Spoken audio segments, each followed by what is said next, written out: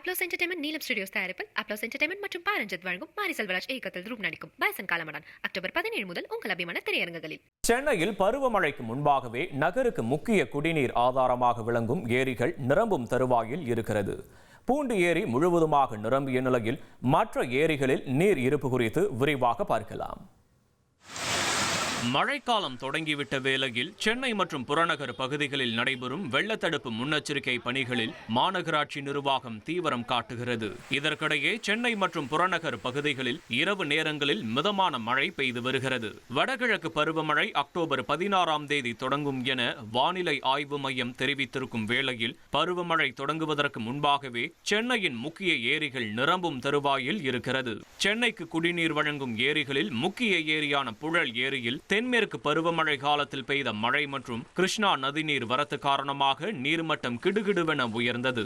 21.2 அடி உயரம் கொண்ட புழல் ஏரியில் 19.97 அடிக்கு நீர்மட்டம் இருக்கிறது. ஏரிக்கு வினாடிக்கு 325 கன அடி நீர் வருவதாக தெரிவிக்கப்பட்டது. 3300 மில்லியன் கன அடி கொள்ளளவு கொண்ட புழல் ஏரியில் 3006 மில்லியன் கன அடி நீர் நிரம்பியுள்ளது. ஏரி 91% நிரம்பிய தருவாயில் பாதுகாப்பு கருதி ஏரியிலிருந்து 200 கன அடி உபரி நீர் திறக்கப்பட்டிருக்கிறது. உபரி நீர் செல்லும் கால்வாய் ஓரங்களில் வசிக்கும் மக்கள் பாதுகாப்பாக இருக்க மாவட்ட ஆட்சியர் அறிவுறுத்தியுள்ளார். திருவள்ளூரில் உள்ள பூண்டி ஏரி நிரம்பியது. பூண்டி ஏரியின் மொத்த கொள்ளளவான 3231 மில்லியன் கன அடியில் நீர் இருப்பு 3085 மில்லியன் கன அடியாக இருக்கிறது. ஏரி உயரம் 35 அடியாகும். இதில் நீர் இருப்பு 34.80 அடியாக இருக்கிறது. ஏரியில் 16 கதவணைகள் உள்ளது.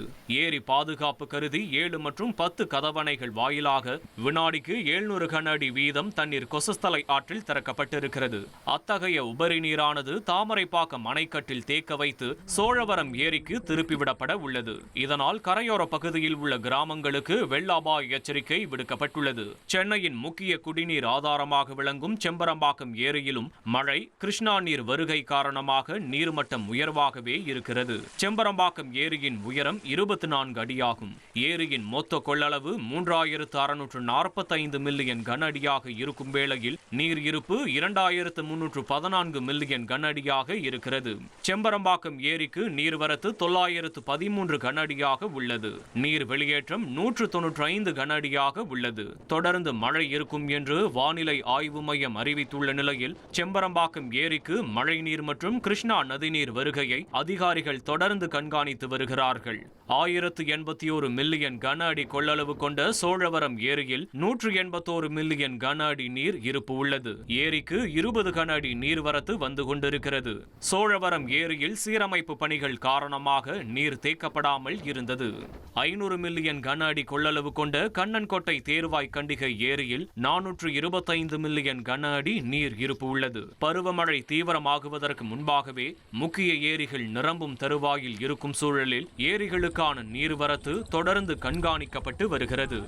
அப்ளோஸ் என்டர்டைன்மெண்ட் நீலம் ஸ்டுடியோஸ் தயாரிப்பில் அப்ளோஸ் என்டர்டைன்மெண்ட் மற்றும் பாரஞ்சித் வழங்கும் மாரி செல்வராஜ் இயக்கத்தில் ரூப் நடிக்கும் பாய்சன் காலமடான் அக்டோபர் 17 முதல் உங்கள் அபிமான திரையரங்குகளில்.